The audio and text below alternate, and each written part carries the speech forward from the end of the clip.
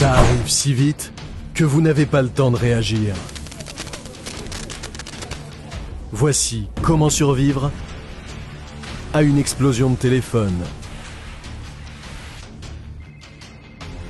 Les téléphones qui explosent peuvent faire penser au film Mission Impossible, mais cela arrive plus souvent que vous ne le pensez. Qu'est-ce qui peut provoquer l'explosion de votre téléphone? Peut-il exploser pendant que vous l'utilisez? Pouvez-vous empêcher votre téléphone d'exploser? En général, votre téléphone est toujours avec vous. Il est dans votre poche, votre sac à main ou à côté de votre visage si vous l'utilisez. Donc si votre téléphone prend feu ou explose, cela pourrait être très dangereux. Voici quelques astuces pour éviter cela. Étape 1. L'emplacement est important. Selon Apple, la température de l'iPhone ne doit pas dépasser 45 degrés. Mais il ne faut pas laisser un téléphone dans votre voiture. La chaleur peut s'y accumuler rapidement et le lithium-ion que contient votre batterie de téléphone a une température critique, un peu comme un point d'ébullition. Lorsque la batterie atteint cette température, elle peut subir une décomposition exothermique et libérer de la chaleur. C'est comme une boucle de rétroaction. Si une cellule commence à dégager de la chaleur, cela affecte les cellules voisines, qui chauffent et atteignent également la température critique. Les cellules de la batterie peuvent se court-circuiter de façon permanente et même commencer à produire des gaz d'oxygène et de dioxyde de carbone. Ces gaz risquent de faire gonfler la batterie et de compromettre sa structure.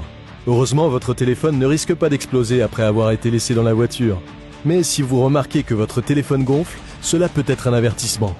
Étape 2. Ne le rechargez pas dans un endroit chaud. Lorsque vous devez recharger votre téléphone, ne le placez pas dans un endroit où une chaleur supplémentaire pourrait s'accumuler, comme en plein soleil, sur le tableau de bord d'une voiture, sous votre oreiller ou à côté d'une source de chaleur. Une jeune fille vivant au Kazakhstan est morte lorsque son téléphone a explosé à côté de son lit. Elle avait branché son téléphone pour écouter de la musique et s'est endormie. Elle a été gravement blessée à la tête par l'explosion et est morte sur le coup. Étape 3. Ne soyez pas radin.